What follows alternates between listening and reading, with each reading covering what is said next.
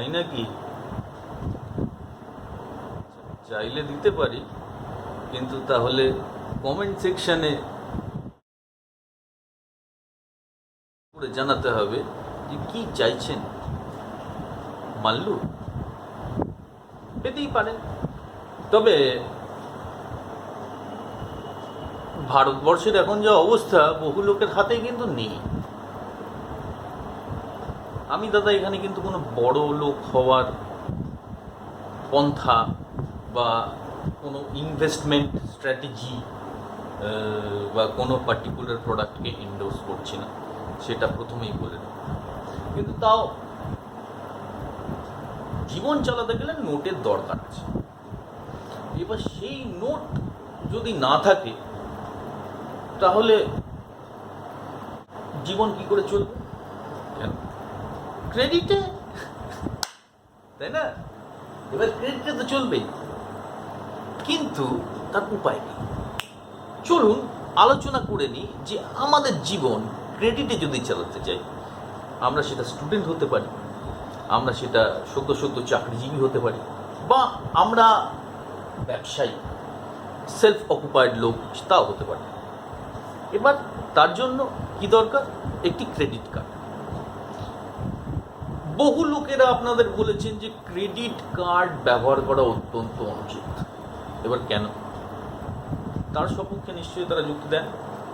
এবার সেই যুক্তিগুলোর কিছু কিছু যদি আমরা আলোচনা করি তাহলে দেখতে পাবো যে তার মধ্যে একটা অন্যতম যুক্তি হচ্ছে যে নিজের সাধ্যের অতীতে গিয়ে বাবা তুমি কিছু করো না। ঠিক আছে, এমনও তো হতে পারে যে সাধ্যটা করতে গেলে আমাকে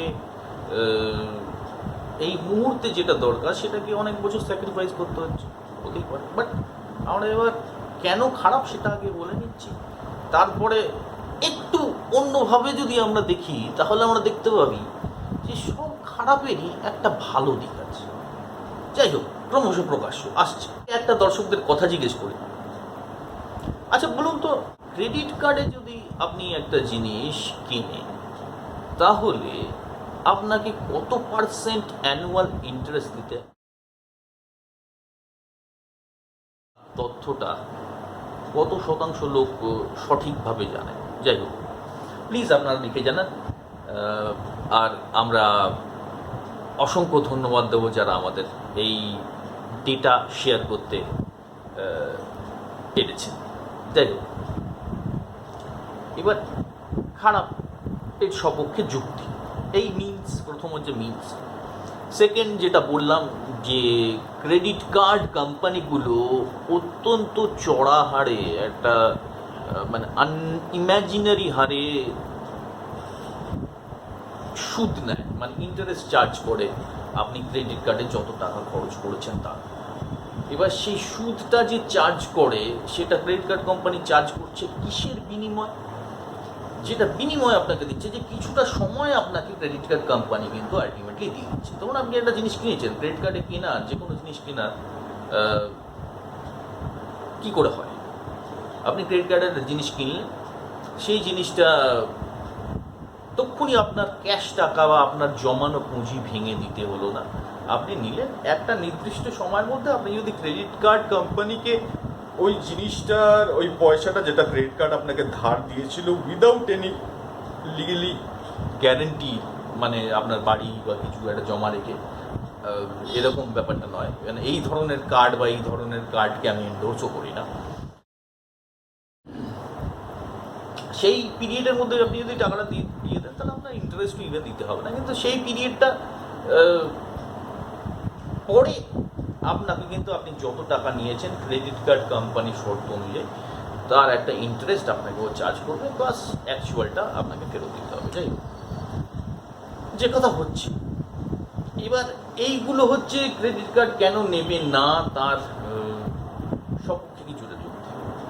এবার আমরা দুটো জিনিস দেখতে পারি। প্রথম কথা, ক্রেডিট কার্ড এমন একটা বস্তু, অবশ্যই আমি সেই ক্রেডিট কার্ডগুলোর কথা বলছি যার কোনো অ্যানুয়াল মেনটেনেন্স ফি বা জয়নিং ফি এই ধরনের জিনিস আছে, এইগুলোর কথা আমি বলছি না। সম্পূর্ণ ফ্রি অফ কস্ট বিভিন্ন বৈদ্যুতিক মাধ্যম ব্যাংক তারা দেয়, সেইগুলোরই আমি কথা বলছি, যাতে আপনি কিছু কিছু সুবিধা, ক্রেডিট কার্ডের মতো একটা জিনিস যাকে ভারতীয় অর্থনৈতিক ব্যবস্থায় খুব একটা ভালো চোখে দেখা হয়নি টিল লাস্ট 5 to 7 years, সেই ব্যবস্থাটার মধ্যে কি এমন জিনিস আছে যেটা আমি আমার সুবিধার্থে কাজে লাগাতে পারি। প্রথম কথা, ফার্স্ট অ্যান্ড ফরমোস্ট, সেটা একটা বেসিক ক্রেডিট কার্ডের, যে কোনো ক্রেডিট কার্ডেরই সেটা একটা সুবিধা, সেটা হচ্ছে যে আপনি এমন একটা মুহূর্তে পয়সা দিতে পারেন, সেটা এমার্জেন্সি হোক বা অন্য এনি মিনস হোক, যখন আপনাকে বা আমাকে নিজের পয়সাটা দিতে হচ্ছে। আপনি কি করছেন, আপনি কারোর থেকে একটা সাময়িক ধার নিচ্ছেন, বলছেন ভাই আমি তোর থেকে 10 দিনের জন্য ধার নিলাম, 10 দিনের মধ্যে যদি আমি তোকে পয়সাটা ফেরত দিয়ে দিই, যে পয়সাটা তুই আমাকে ধার দিয়েছিলাম সেটাই ফেরত দেবো। 10 দিনের পরে যদি ফেরত দিই, সেইটা প্লাস যার ইন্টারেস্ট যেটা হচ্ছে সেটা ফেরত দেবো ওই কদিনের জন্য, যতদিন আমি রেখেছি। বা একটা সাইকেল, 1 মাসের ইউজুয়ালি সাইকেল থাকে, তাই না? প্রথম সময় বা প্রথম এরকম 20 দিন বা 1 মাস, ডিপেন্ডিং অন ক্রেডিট কার্ড, যে আপনি একটা সাইকেল পেয়ে গেলেন যেখানে আপনাকে কারুর নিজের পয়সা পকেট থেকে খরচা করতে হলো না। সেই সময়ও তো সেই মুহূর্তে নেই ক্যাশটা, আপনি মাসের শেষে তখনও মাইনে পেতে 6 দিন 7 দিন 8 দিন 10 দিন দেরি আছে, আপনার এমন একটা এমার্জেন্সি কিছু দরকার যেখানে আপনার ভাবুন 35,000 টাকা 40,000 টাকা বা 20,000 টাকা দরকার আছে, ইনস্ট্যান্ট আমাকে দিতে হবে, আমি কোত্থেকে দেবো? কিন্তু আমি জানি যে আগামী 1 মাসের মধ্যে বা আগামী 2 মাসের মধ্যে, সেটা ডিপেন্ডিং আপন ইন্ডিভিজুয়াল সিনারিও, ব্যক্তিগত লোকেদের তাদের মাইনের স্ট্রাকচারের উপর কত মাইনে পান তার উপর ডিপেন্ড করে তারা পেমেন্ট করবেন। যাই হোক, এবার সেটা হচ্ছে প্রথম সুবিধা। ফার্স্ট সুবিধে এটা যে আপনি সম্পূর্ণ বিনা ইন্টারেস্টে একটা পিরিয়ডের জন্য একটা টাকা পাচ্ছেন। অবশ্যই তার জন্য আপনার আরও কিছু জিনিস আসবে, যার মধ্যে সেকেন্ড সুবিধাটা অ্যাডিশনাল, যেটা আমি বলতে যাব। প্রথম সুবিধা হলো এটা। দ্বিতীয় সুবিধা কি? দ্বিতীয় সুবিধা হচ্ছে যে কোনো জায়গায় আপনি এখন লোন যদি নিতে যান, তাহলে একটা ক্রেডিট স্কোর বা ক্রেডিট রেটিং বলে ব্যাপার আছে। এবার সেটা বিভিন্ন প্যারামিটার নিয়ে বা প্যারামিটার থেকে একজন ব্যক্তির ইন্ডিভিজুয়ালের ক্যালকুলেট করা হয়। সেই প্যারামিটারগুলোর মধ্যে একটা হচ্ছে যে আপনি কীরকম ফ্রিকুয়েন্টলি, কীরকম নিয়মানুবর্তী হয়ে আপনার লোন রিপেমেন্ট করেন। এবার সেখানে যদি আপনি দেখেন দেখে যে আপনি সম্পূর্ণ যেটা নিয়ম, যেটা লিগাল আইনের ঊর্ধ্বে না গিয়ে কোনো রকমভাবে ডিফল্ট না করে পে করে আসছেন, লোন দিয়ে যাচ্ছেন, তাহলে আপনার ক্রেডিট রেটিং বাড়বে। তাতে কী হবে, ভবিষ্যতে ধরুন আপনি একটা লোন নিতে গেলেন, for example house loan, students loan, education loan. এবার সেইটা নিতে যাওয়ার সময়ও সেই রেটিং দেখে আপনার বিচার করা হবে যে আপনি কতটা লোন পেতে এলিজেবল এবং কত সহজে, কত কম ডকুমেন্টেশনে, based upon your credit rating আপনি ওই লোনটা পাবেন। ঠিক আছে, এটা হচ্ছে second advantage. By just owning a credit card and if you are doing good justice to it, being a law abiding citizen, যিনি পেমেন্ট রেগুলারলি দিয়ে যাচ্ছেন, এই দুটো গেন তো আপনার হবে। এবার এই দুটো গেনের পরবর্তী গেন কি? পরবর্তী গেন যেটা বললাম, আগেও বলেছি যে in case of emergency it will support you.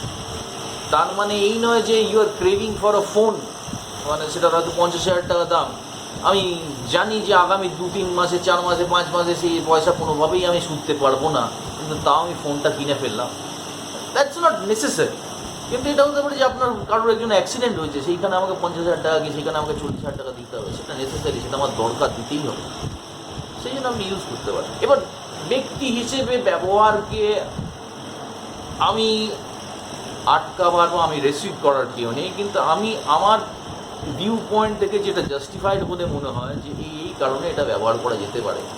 আরও বিভিন্ন লোক বিভিন্ন কারণে ব্যবহার করছেন, আমিও অ্যাটলিস্ট গত 12-13 বছর পৃথিবীর বিভিন্ন জায়গায়, ভারতবর্ষে, ইউএসএতে এবং ইউকেতে ক্রেডিট কার্ড ব্যবহার করেছি। তাতে আমার ক্রেডিট রেটিং আর স্কোর হয়েছে যা হয়েছে, এবং সেই থেকে আমি বিভিন্ন জায়গায় লোনেরও অ্যাপ্লিকেশান করেছি এবং লোন পেয়েওছি।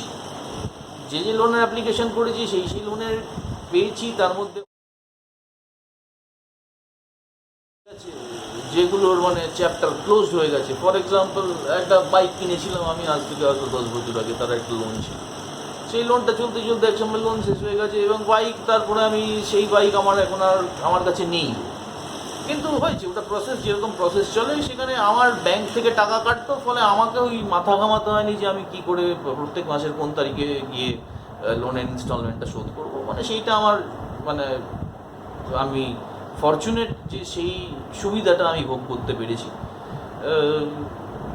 অনেকে হয়তো সেই সুবিধাটা আমার মতো জায়গায় বসে থেকেও ভোগ করতে পারছে না একই দেশের মাটিতে, জাস্ট বিকজ তাদের কিছু কিছু technological aspect of a portal, software, service জানা নেই, এবং সেগুলো তারা জানুন। এবং আমি চাই, বা আমি যদি পারি বিভিন্নভাবে আমি হেল্প করতে পারি, আমি হেল্প করিও,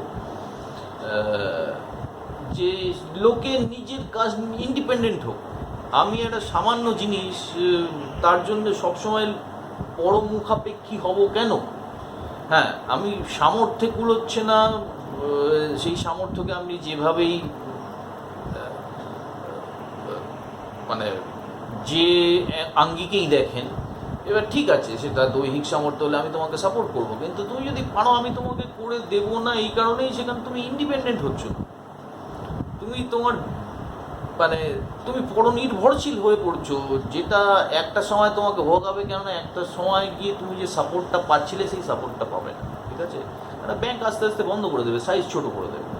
আপনি দেখুন বিভিন্ন সময়, শুধু নয় এই করোনা, এই এখন সকালবেলা যান কিছু কিছু ব্যাংক, আমি নাম করে বলে দিচ্ছি সেই ব্যাংকের নাম। একটা হচ্ছে Punjab and National Bank merge ফার্জ হওয়ার পরে, যেটা ইউনাইটেড ব্যাংক মার্জ হয়েছে।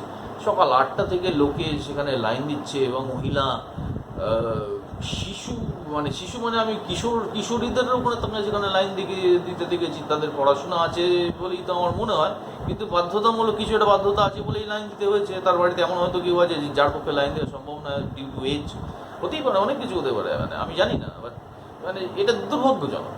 মানে ধরুন একটা টাকা তোলা, আমি কথার কথা বলছি, একটা টাকা তোলার জন্যও কিন্তু এর মধ্যে অনেকে লাইন দিয়েছে। হয়তো অনেকাংশে মানে অধিকাংশ লোক ওই কারণে টাকা তোলা বা জমা দেওয়ার জন্য লাইন দিয়েছে। ঠিক আছে, যেটা আজকের দিনে ভারতবর্ষের বিভিন্ন জায়গায়, শুধু শহর নয়, বড় শহর, ছোট শহর, বিভিন্ন জায়গায় সম্পূর্ণ নিজে আপনি করে নিতে পারেন। একটা এটিএম বা কিয়স্কে গিয়ে করে নিতেই পারেন যে টাকা তুললাম। ঠিক আছে, এবার সেইটা তোলার জন্য বা সেই একটা জাস্ট বইয়ের আপডেট দেখার জন্য যে বই আপডেট হয়েছে কিনা, সেটার জন্য অনেকে ব্যাংকে গিয়ে লাইন দেন। ঠিক আছে, আপনি ভাবুন তো যে এই করোনা কালে যখন লোকে সোশ্যাল ডিস্টেন্সিং করছে, কিছু লোককে বোঝাতেই পারেনি ভারতবর্ষের আমাদের মতো লোকেরা বা ভারতবর্ষের সরকার, যে এইগুলোর দরকার নেই। মানে এইগুলো দরকার নেই, তার কারণ এই নয় যে তোমার তাতে খুব একটা ক্ষতি হয়ে যাবে। এগুলোর দরকার নেই, তার কারণ হচ্ছে তুমি এগুলো ব্যাংকে আসার দরকার নেই তোমার করার। তুমি ফোনের মাধ্যমে, তুমি এটিএমের মাধ্যমে, তুমি অনলাইন যদি কিছু জানো, কম্পিউটার, সেখানে তার মাধ্যমেই এর আপডেট, এবং এর মধ্যে হয়তো মানে 60% কাজ করে নিতে পারো, যেখানে বাড়ি বসে বসে আপনার মানে debit card, credit card, chequebook সব বাড়িতে চলে আসে। এইগুলোর জন্য আপনার ব্যাংকে গিয়ে অ্যাপ্লিকেশান করলাম না করলাম তো দরকার নেই। সিম্পল আপনার যেটা দরকার সেটা হচ্ছে একটা অনলাইন ব্যাংকিং অ্যাকাউন্ট, এবং তার জন্যে যে জিনিসগুলো জরুরি, একটা ইন্টারনেট কানেকশান, একটা মোবাইল বা একটা ল্যাপটপ, যেখান থেকে সেই ইন্টারনেটটা অ্যাক্সেস করা যায়। তারপরে বাকি ব্যাপারটা জলের মতো সোজা। আপনি ইংরেজিতে জানলে ইংরেজিতে, বাংলায় এখন বহু যে সাইট, মানে বহু বড় বড় ব্যাংকিং ইনস্টিটিউশনের সাইট আমার মনে হয় বাংলা ভাষাতেও ট্রান্সলেটেড হয়ে তাদের সাইট আছে, তাহলে সেখানেও করা যায়। এটা কিচ্ছু রকেট বানানোর মতো ব্যাপারই নয়। আপনারা আমাদের সঙ্গে যোগাযোগ করতে পারেন, আমরা স্বেচ্ছায় এই রকম কিছু কোর্স ফ্রি অফ কস্ট, আবার বলছি ফ্রি অফ কস্ট, লোককে দেখিয়ে দিতে পারি। এবং দেখিয়ে দিয়েছি বিভিন্ন জায়গায়, পোস্ট অফিস, ব্যাংক, এই ধরনের ফিনান্সিয়াল ইনস্টিটিউশনে আমি যখন গেছি আমি এরকম ফেস করেছি যে মানে তাদের নিজের অ্যাকাউন্টে ওই নাম্বারটুকু ছাড়া তাদের নিজের নাম সই করার পর্যন্ত ক্ষমতা নেই। সো তারা যে একটা টাকা তুলবেন, টাকা তোলার জন্য একটা উইথড্রল স্লিপ আছে, কিছু ব্যাঙ্কে গিয়ে যেতে হয়, এবার সেইটাই ফিল করতে পারেন না। এবার ভাবুন তারা কি করে ক্রেডিট কার্ড ইউজ করবেন, বা ভাবুন তারা কি করে ইন্টারনেটটা ইউজ করবেন। সো এইটা খুব দুর্ভাগ্যজনক। এইটা এখনও 2021 সালে এটা মানে যে যতই নিজের ঢাক পিটিয়ে নেই, কিন্তু এইটা দেখা, এটা তো প্র্যাকটিক্যালি আমি দেখছি, এইটা দুর্ভাগ্যজনক। এটা কেন হলো? হ্যাঁ, তুমি ছোট কাজ করতে পারো, কম মাইনের কাজ করতে পারো, তুমি বেশি মাইনের কাজ করতে পারো, তুমি অনেক কিছু করতে পারো, তুমি $2 বিলিয়ন বাড়িও বানাতে পারো, ঠিক আছে, কিন্তু সেই $2 বিলিয়ন বাড়ি এক সাইডে, আর আরেক সাইডে এমন অবস্থা যে ব্যাঙ্কে গিয়ে অন্য লোকেরকে রিকোয়েস্ট করতে হচ্ছে যে আপনি আমার এটা ভরে দেবেন, তাকে বলছি তার নাম্বার, অ্যাকাউন্ট নাম্বার কি তিনি সেটাও ব্যাংকের বই দেখে বলতে পারছেন না। এটা দুর্ভাগ্যজনক কি নয়? আপনারা প্রশ্ন করুন তো, আর কমেন্টটা করুন, কমেন্ট করে জানান, আমাদের শুধু নয়, আপনাদের নিজেদের কমিউনিটিতে জানান যে do you really feel that this is what we are suppose to be in 2021 and heading towards 2022? I don't know. Please like, share and subscribe.